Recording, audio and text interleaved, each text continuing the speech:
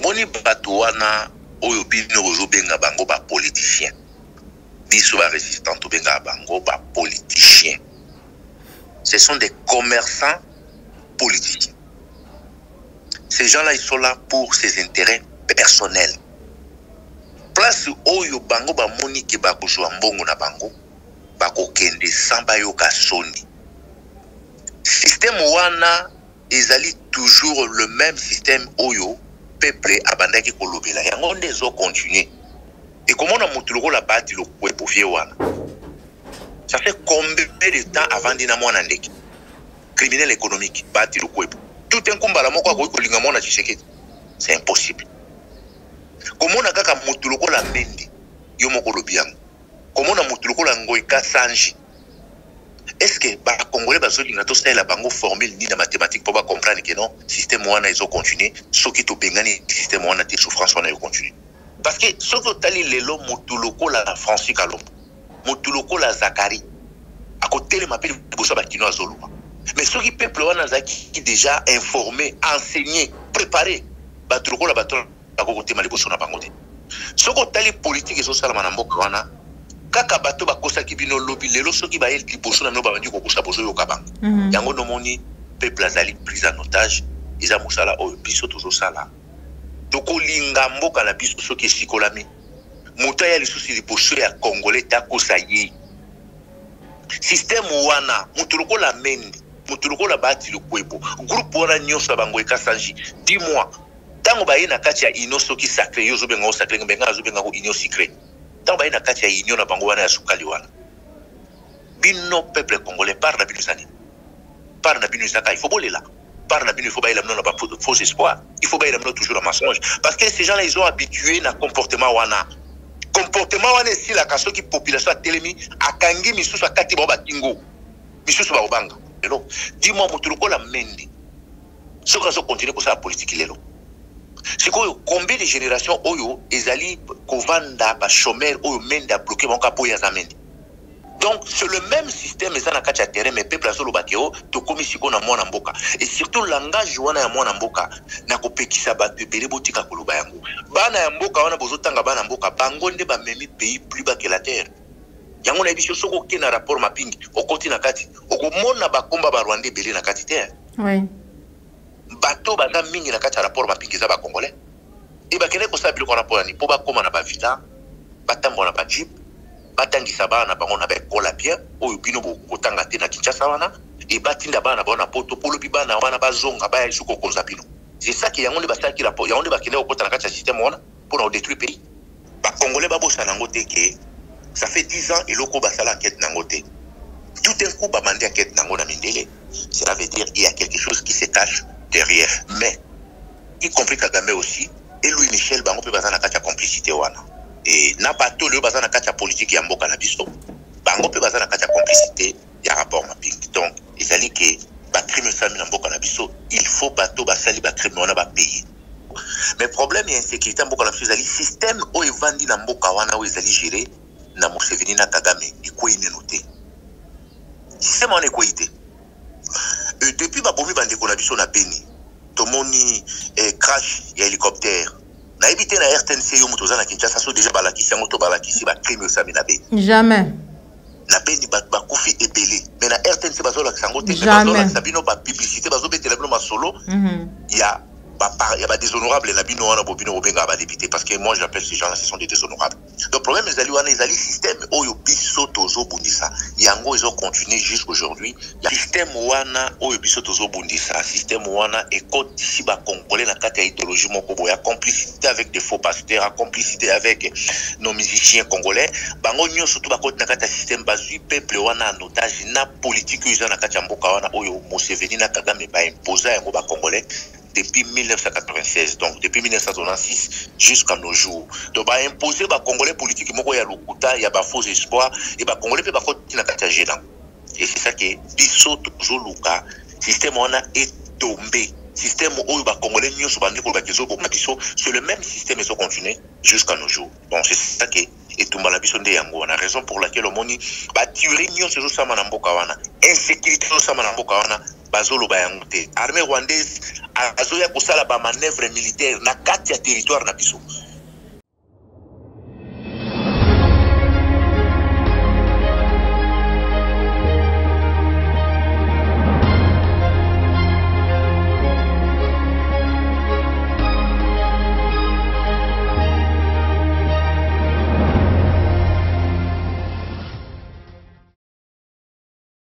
Bozali belé bandeko balandi à la chaîne de vérité www.pliclair télévision ya kokota biso na mabota na bino boboto eingela vraiment na mabota na bino kimia na nkolo ezala na kati ya mabota na bino matondo na yo popola yo mbozo misima caméra matondo na cordon opi mafiku matondo na bakongomani nyonso baye bazwi libaku ya kolanda biso mokolo malelo surtout ya kokota biso na bandaku na bino voilà lelo nazali na esengo makasi ya koyamba pona bino mwana mbuka Odombo résistant po ete tosola na ye maitali mboka na biso tobeta na ye lisolo ya rapport mapping. Qu'est-ce qui a fait ou qu'est-ce qui fait que après 10 ans oh déjà biso ba congomani tozalaki kosenga application ya rapport mapping? C'est vrai que non na mboka na biso awa na état des droits et salamité mais to modinde ba français ba komi ko kanga to ko appliquer rapport mapping basala ka likambo pamba te ça fait 10 ans même otolobelaka yango bazalaki wana bazali ko sala ngote mais pourquoi kaka lelo bakomi ko appliquer topé bakomi ko chama boko na bayo bazali cité na kati rapport mapping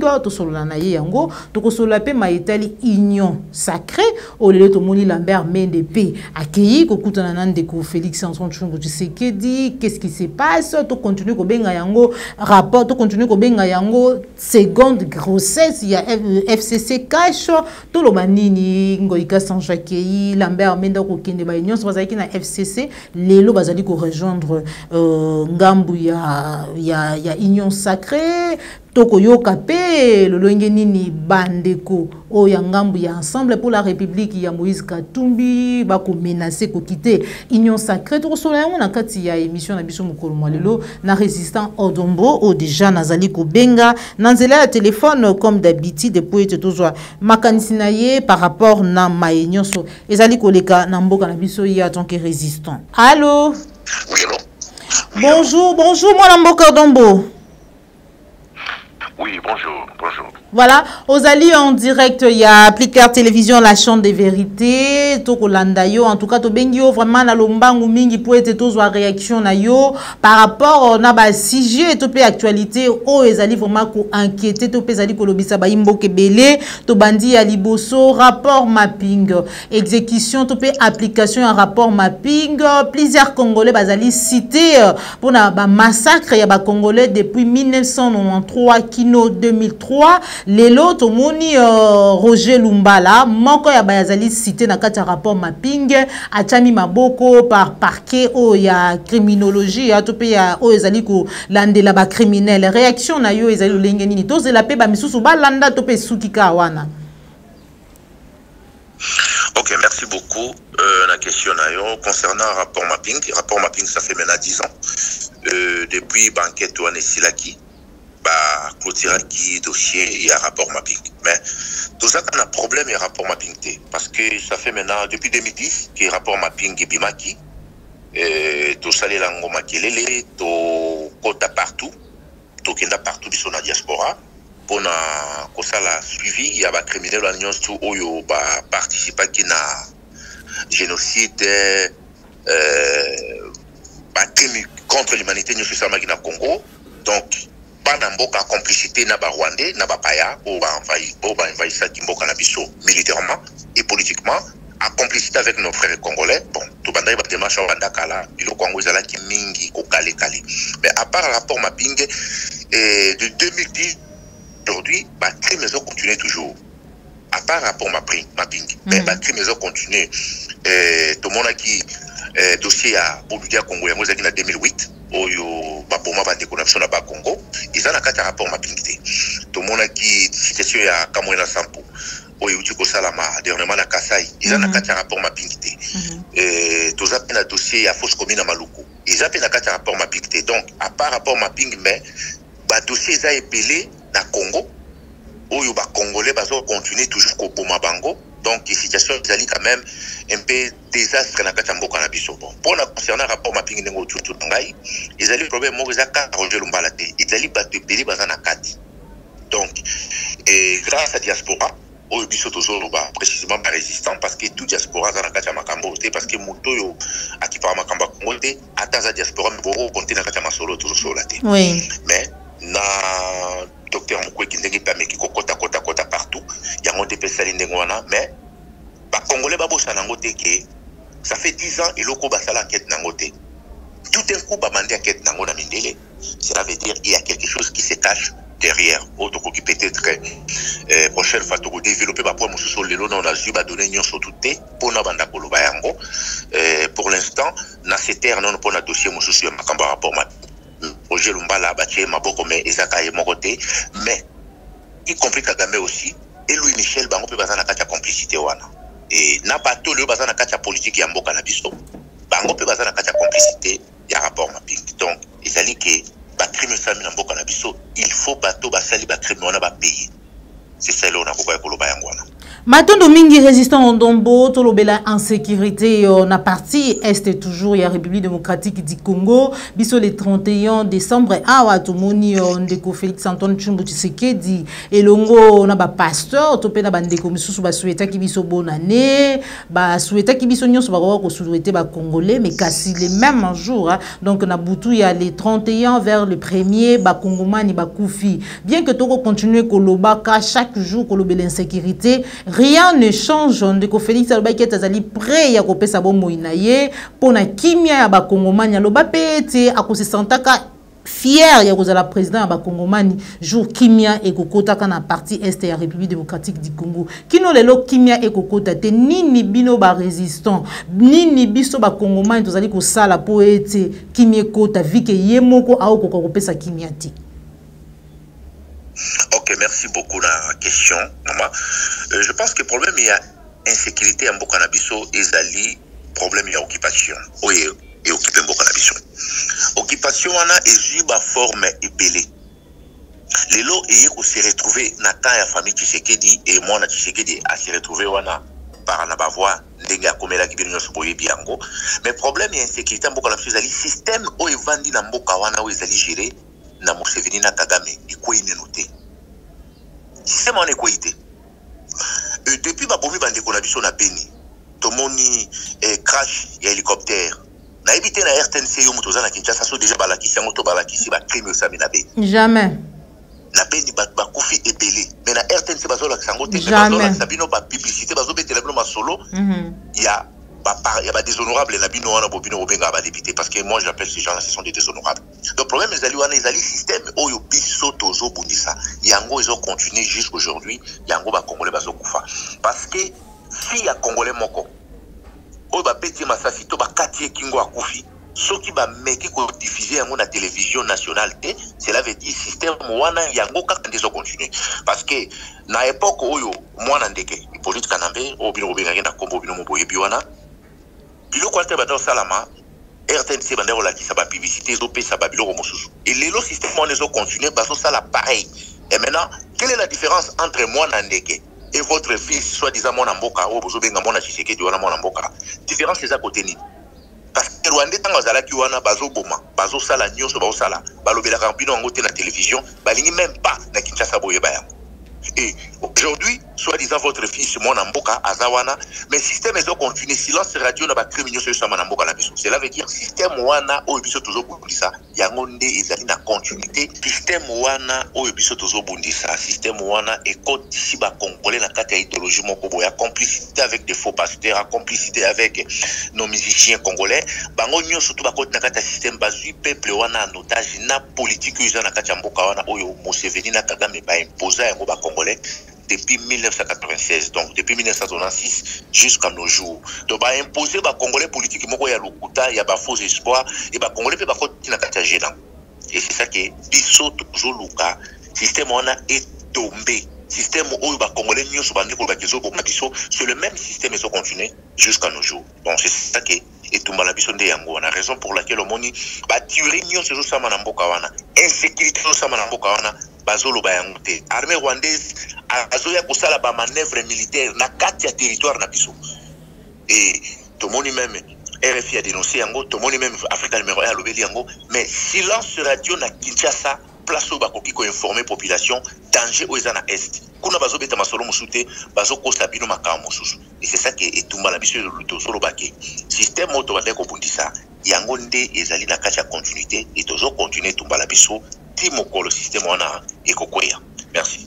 Matondo mingi résistant au Dombo, on a se rappeler dernière fois on a joué Kyo en duplex na un résistant Libitali Bongo, bolba qui était consultation et ko aboutir na eloko mon côté, les loto ko betali solo ya union sacrée, automoni bandeko nyonso o bazalaki na FCC na ngambu ya FCC bako katisa ngambu ya union sacrée na yebite nyonso wana ezali kaka pona kotonga Mboka, topelo lengeni pour le moni déjà Lambert Mende Omalanga, otoyebi vraiment vrai kabyliste, porte-parole, il y a gouvernement, plusieurs fois gouvernement Kabila, akatisi epe, lo lenge moko na bandeko mususu, nangambu ya union sacrée, tozela nini, bien que ba misusu bakatumbiste, bako menacé déjà, kokende, poète, Olivier Kamitatu, déjà, moi mobulu ekoti.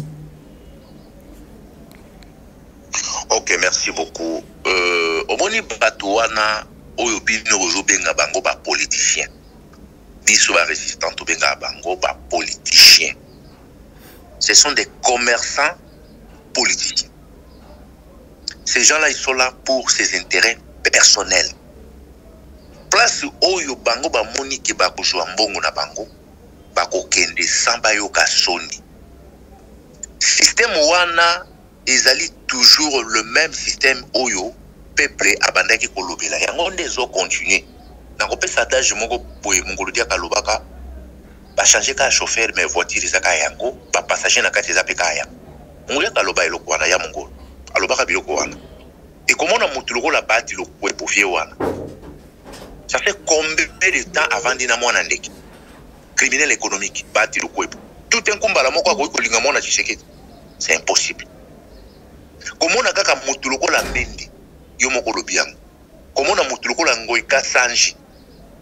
Est-ce que les Congolais ont la bango formule ni la mathématique pour comprendre que non, système wana ils ont continué, ce qui est au Bengani, système wana des souffrances wana ils ont continué. Donc, le problème est que moi, Tshisekedi a accordé na katia système parce que Azala qui est bosso officieusement, c'est quoi comme officiellement? Azala na batu wana bandaka la bazaki ensemble. Si quoi y a commis na polile mutu so moni na bango. Donc problème ezali système wana nde il faut ezalate. Pour un système wana ezalate, il faut au Congolais y moko azwa conscience de la unité, de la Union africaine, de la eloko moko te batu batombo kaka soki passe leki. Soki mutu a revendiqué ba droit na été atikali prisonnier ya libela. Système mo bozo mona na kati ya mboka wana. Na kopesa exemple moko neti ya Mukuna. Mukuna azala kina kanambe tina suka zana kanambe. Juru Rossi mukende akufaka Mukuna zaki na kanambe. Mais Mukuna komo réclamer liwa ya Rossi lelo. Mais ba Congolais ba komo péter le mabo. Donc au moins c'est qui? Parce que juru ba bomaka Rossi mukende Mukuna il était avec kanambe. Ayeba iki Rossi ba bomi. Tu vois comment réclamer liwa ya Rossi lelo? Est-ce que mutane kona ba Congolais ba ko péter le mabo? Non. Problème est que peuple wana zali trop naïf. Anda enseigné té. Ako ko péter la même criminel maboko. Ako péter la même sorcier oyazo lokaye ako misie na position na maboko. Yango no moni etumba na biso tozo sala yango pona ko enseigner population. Voilà. Omoni mutu soki déjà a komi enseigner bako sa ke sauter. Et lo comme supposé rené la kata mboka wana IDPS a endormi peuple congolais. Mais lo koni politique na bango ya mensonge. Yango moni ba poursuivre peuple wana. Yango na yebisa ki que même na ba église. Parce que ce que tali lelo mutuloko la Francis Kalombo. Mutuloko la Zakari. À côté le m'appelle boso ba kino azoluba. Mais ceux qui peuple wana zaki déjà informé, enseigné, préparé ba tuloko la baton ba côté maliboso na bango.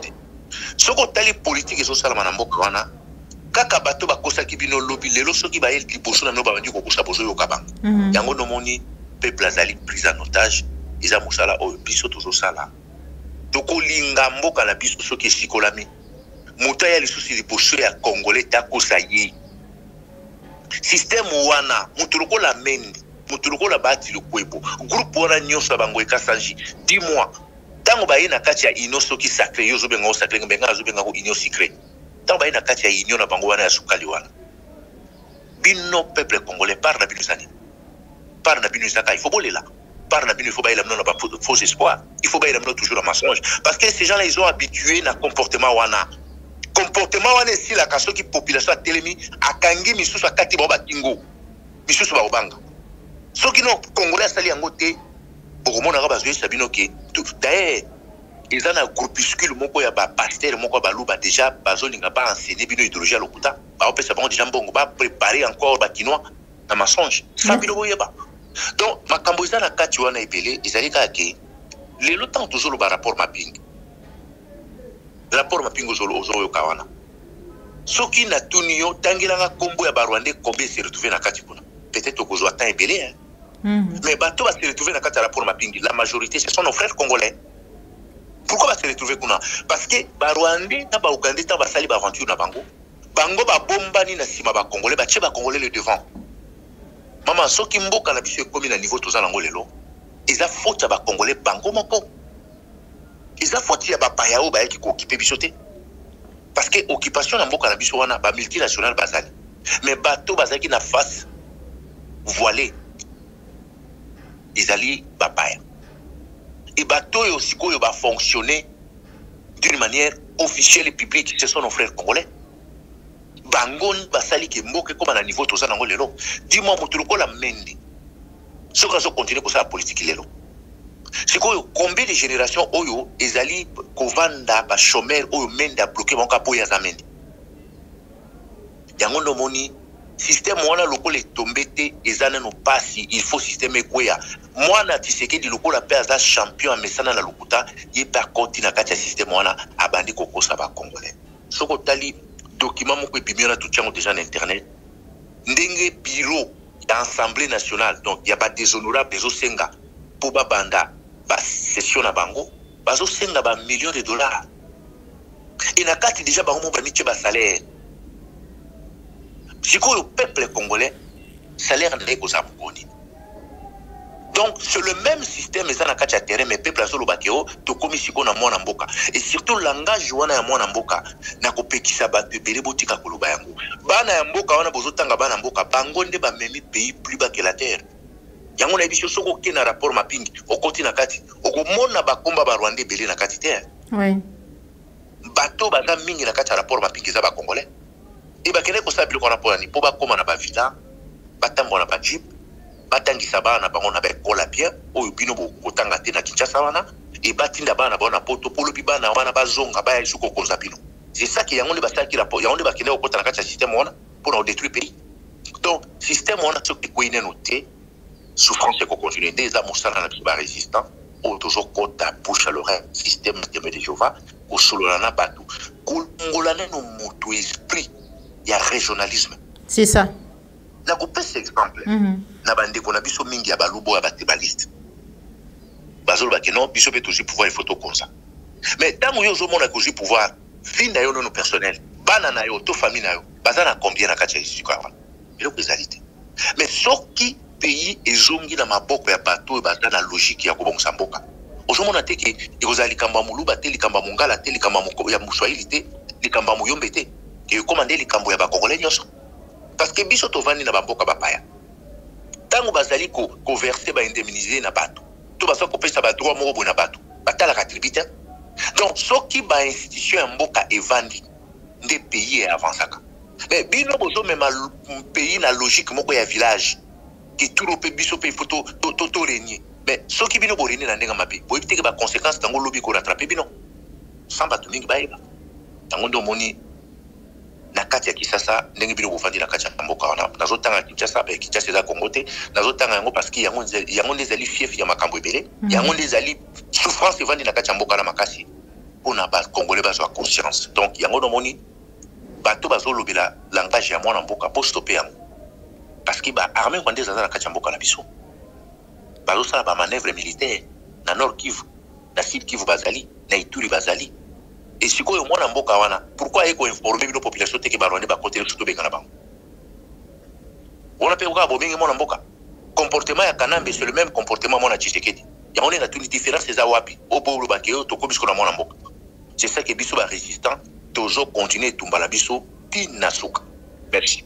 Matondo mingi résistant dombo tokomi presque na souki émission na biso mais kasi eyano na yo par rapport na mutuna o ba kongomani belé bazali komituna silence ya China Rambo silence ya mukamate babenga ke ba kombo nyonso awa akoloba te depuis bureau ya mabunde kweyaki depuis makambo nyonso so salama bientôt là déjà esengeli motion essentielle contre premier ministre banoma ki informateur alors que premier ministre azalina nous gouvernement na yé mais dans tout ce qui se passe à Koloba et loko mon côté silence radio est-ce que ezalité parce que azali ko bongiselo ko moko topé ezali lo lenge bayokanaki ndenge bandeko belé ba Koloba été union sacrée ezali deuxième FCC to ezali second grossesse ya FCC cash. OK, merci beaucoup. Na kombo zobenga mwana ndeke wana Rwanda Kanambe. D'ailleurs déjà combat China Rambo ezali combo ya ex bandi moko bo nigérien abanda ko boma batu mingi na Lagos abongola motema nde kombo na China Rambo donc ba congolais boye ba combo te bojwa ka combo bo bambi moto bon ye mwana wana Hippolyte mwana ndeke depuis avanda wana pe alobaka te ezaka turote Kanambe alobaka na yete eza système na ye ndenga fonctionnaka soko tali makambo ya union sacrée na bino wana ozio zobenga union sacrée bino nde bozo mona likambo wana peut-être pas na bino za likambo sika mais pas na bango za likambo za déjà indifféré soko tali Vital Kamerhe avant même bakanga ya lobela déjà likambo wana oui na chaîne moka na kati Kinshasa na lobela likambo union sacrée na bino wana donc problème ezali wana film déjà ici là ki nango kala siko bino boko motala film sika boka zelo ezelo kasika deal na bango basala ki deal mibale basali deal ya moi na deal pe ya butu précisément deal ya makila na kati ya biloko na bango basala ki wana oyo azotala moninga oyo bazotala moninga bango bazotambusa pays na COP deux personnes bayokani bayi bon to sa ba aventure na biso to konza bato na intérêt na ya ba congolais na kati ezali te silence ya mwana ndeke ou retour ya mwana ndeke na Kinshasa ezali kaki ndenge bazotambola na bamakambo na bango moi biloko bomone koti na kati wana ezali lobby moko ba américain na ba riche nde bazowela richesse ya Congo tango nazoka bato musu babio no Chilomba komi makasi alinga telemela mwana ndeke ezali problème ya bato yo bazobeta carte wana ezali ba riche ba chinois na ba américain est-ce que intérêt ya biso ba congolais na kati za wapi to mona ki moi parenthèse na okanga ngo vite fait to mona ki na Benghazi ba eko benga na Kadhafi ba bike non Kadhafi faut kende parce que Kadhafi ndenga za wana ye moto a pays oyo la dictature population zo survivre te population za liberté il faut bango ba ko installer démocratie lelo soko zui ba libyen oui ko pena opposer question na Kadhafi na temps opposant ngo sikoyo opona nani libyen oui ce que je préfère 10 000 fois Kadhafi qui n'a pas opposé tous à lelo ils ont la place mon côté mondele aya attirer population na liberté attirer population na paix surtout dans l'Afrique oui bien pour mon on a Syrie pour mon on a Libye pour mon on a Bambo Kebele ba intérêt na bango ils ont concerné via ba congolais donc ils ont lokola na ko benga ngo baby foot na lingala to benga ngo kicker na plopoto to benga ngo baby foot donc kami balé ya kicker ezo bunda ba jouer à kicker avant ba bouger il faut yo moto aussi simbi bango ndo bouger bango soko bouger bango te ba bouger ta c'est ça la politique qui a fonctionné en Afrique. La grande puissance, ceux qui ont joué la minerais, la banque sûreté pendant son Congo, et c'est le peuple qui paye. Au côté qu'on a aussi la chantage, ou pas aussi la chantage, ils ont intérêt mon côté, il y a peuple congolais dans le Macambo. C'est une vérité. Oh, tu l'as comme la force, tout le monde ambassadeur américain, tu as pour mes baris, tu peux pas Canada. Les Chinois peuvent pas Canada. C'est quoi l'intérêt de Congolais ça? Aujourd'hui, on a que le système est continué, tuer, continuer au Koufa. Et là, on dit qu'on a empêché Chilombo, à une vérité qui va au Kivu. Si on Chilombo, on a zappé mon ambokati. ayebi sibino te ke armée rwandaise eza na kati ya sol na biso ayebi yango te ke armée ba rwandais bafandi na kati ya mboka na biso militairement baye wana pe bakoti na moi bakoti na butu te yango nomoni biso ba congolais soki biso moko tozwi destin ya mboka na biso na maboko te mama botala na bino mondele te yango na yebi yo concernant ya rapport mapping 10 ans avant de ça eloko wana ba criminel na nyoso bayebi bango te pourquoi bayeka ko activer ngo siko donc il faut aller prudent kaka ne balobaka ko sepela nenu te na mbongo ekomi na poche na te peut-être tant chose qui promesse donc problème na biso jali système wana peuple fa telemelango bokolo mondele akomona ba congolais précisément ba kinois ba telemi ba bimi na balabala ba kangi ba aventure na nyoso ya ba politicien wana ba détruire politique wana ya lokuta ya mensonge ya ba fausse promesse wana vandi ezo circuler la kachamboka wana nde mokolo na mondela wa respecter biso mais lokola mondela zo mona peuple wana tondi na ba église ya ba faux pasteur peuple wana tondi na baba mondela wa respecter biso te ba tshé bino couvre-feu mais na kati ya couvre-feu wana ndenge na sana ba information na akalu fungola mai bimaka société moto avant to kama il faut kende 2h 1h du matin a kende pas to kama bien siko dis-moi pendant couvre-feu bato baza ya kolala na tongo sokola mboki ozala mai omelata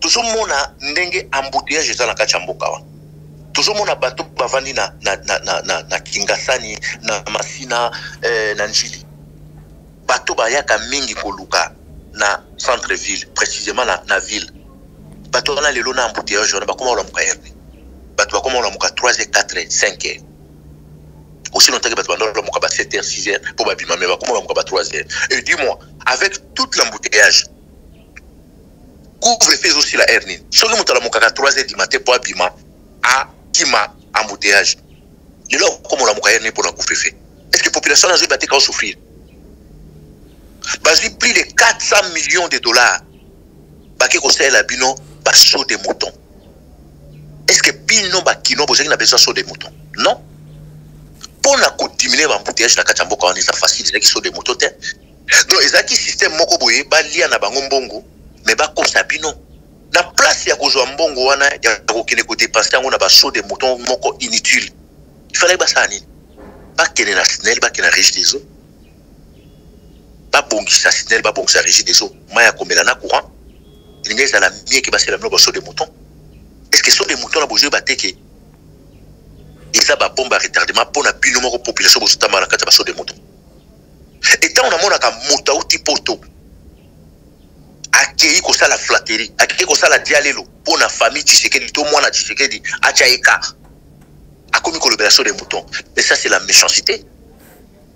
Mouton même avant ni na Lagos. Mouton avant même na Tanzanie, akobeta masolo sur des moutons te. Mouton avant même na Accra na Ghana. Akobeta lisolo sur des moutons na zomona na Kinshasa wana te na Longoli et Europe. Parce que sur le lobby Europe pour que non, ils sont quand même un pays déjà très avancé, très développé. La Tchèque n'a pas payé Afrique. Est-ce que sur des moutons a bénéficié le conseil en publicité? Comment on a pu le connaître au monde que biso monde ba congolais tous ça trop méchant contre nation na biso. Et puis, on a une histoire qui est en faveur de bat bazo rempli ba poche na bango. Yango no moni congolais, surtout kinois, soka délimité pour mboka wana. Et oza abasi. Bato bazwi bino en otage, baza moké. Soki ka botomboki, bato na nyoso ba okima. Parce que le quoi ba komi déjà na bambongo, ba bombi partout na ba banque, partout na monde. Soka moni population tomboki le ko le bochefa qui m'a pas protéger mbongo na. Alungo résister te mais est-ce que population ça na kati ya conscience eloko wana non souffrance na kati ya mboka wana lelo ils sont eloko obeta lisolo te nga na na kati ya mboka wana na ebaki camarade nga mo ba donc ça va voyage na donc ebi ba Dakar mais lelo ndeko wana zo senga même $50 oyo ye kutazalaka na mbongo au kabila bato pourquoi parce que fonctionnement ya pays ils sont sous-souté et politique ya mboka wana ande détruire pays wana ba congolais de ba détruire mboka wana yango moni et tumbana biso tozo continuer toujours pour na makambo yo esila na koyebisa bino bandeko nanga précisément ba kinois il faut tout élément to effacer histoire wana ya ba wana o bobandi komona bango depuis Mobutu misusu babandi na Laurent Kabila, misusu baye na Kanambe, c'est le même tête baye lelo na mwana Tshisekedi. Intérêt na bino na kachezani. Et batona nyonso baza ba voleur, baza ba criminel économique, baza ba criminel de guerre, bango tout. Kolongola mokute. Siko batande ngona pena peuple plazo c'est la nini. Il y a bien ko uti momoni toujours belé la peuple congolais na kati ya résistance. Matondo mingi mwana mboka. Oui. Merci beaucoup. Merci. Voilà. Matondo mingi mwana mboka résistant Dombo pour nous répondre à l'invitation na biso mukolo mwa lelo na banza to kabwani awa soki ozali na question moko tozali bongo na iloba suko ko pesa na bakongoma nyonso o bazali kolanda yo à part koloba ete balamuka bien que congolais awa na Kinshasa eloko ebimisaka ye na balabala ezalaka ba intérêt politique to éviter beaucoup militer beaucoup lutter beaucoup réveiller beaucoup benga bango na résistance to lamuka to telema poete to libérer mboka na biso mais jusque là ebele bazali na kati ya distraction mokolo bana bango ni na mopuse. Bon omoni na popularité de la Kachamboka, on a précisément la Kacha Kinshasa, tokoki jamais ko toucher tout le monde. Pour pas rejoindre biso na Kacha mouvement, na Kacha événement pour nous changer système aux terrain. Moi poigné oyo moké tozana bango te tosana bango sala. Parce que système ezana evana na Kachamboka wana eza système moko mensongère et umeli. Politique fana na mboka wana ezaki politique moko ya avenir ya pays. Ezaki politique moko ke biso peto joa biso peto lia. Et ce que peuple a s'habitué nango parce que peuple a mendiant, peuple a mesana na kosenga, peuple a mesana na kokumisa, peuple a complexé. Et ce qu'on a quand il complexe on est côté là déjà ba kinois, to koki ko changer yango tout un côté. Et ça biloko moko au fur et à mesure ndé lokwa ne aussi là. Ba congolais déjà baza na conscience ou toujours bunda peut toujours travailler na bango.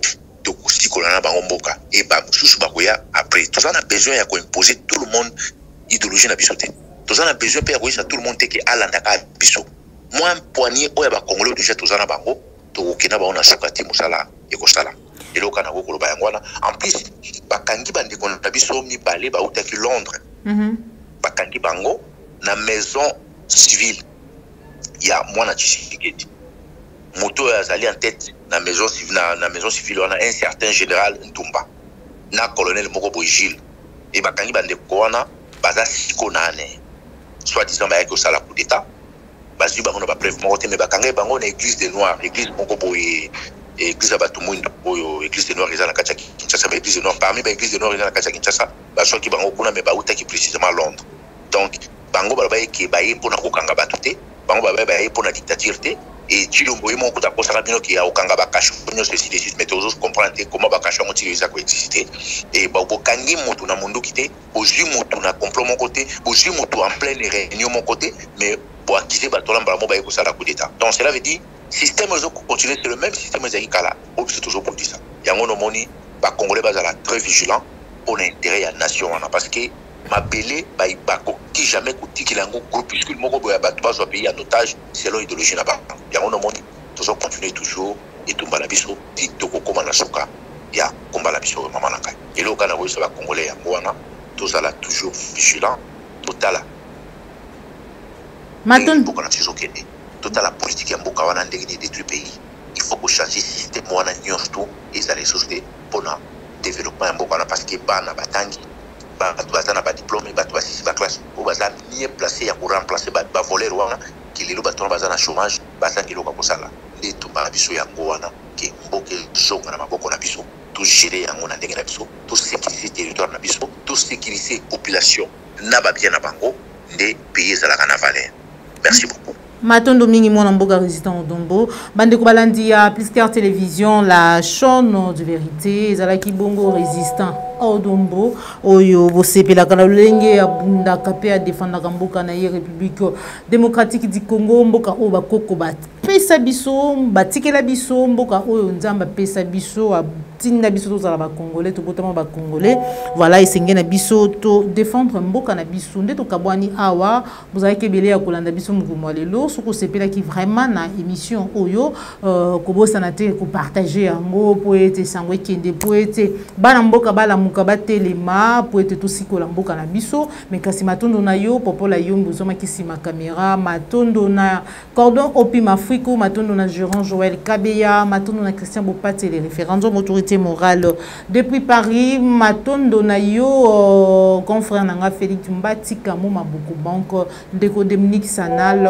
papa Simon Bionco papa Alphonse Sala sans oublier papa Laurent Bongonza depuis France. On se retrouve pour un prochain numéro toujours sur la chaîne de vérité. Cette émission est terminée. Au revoir.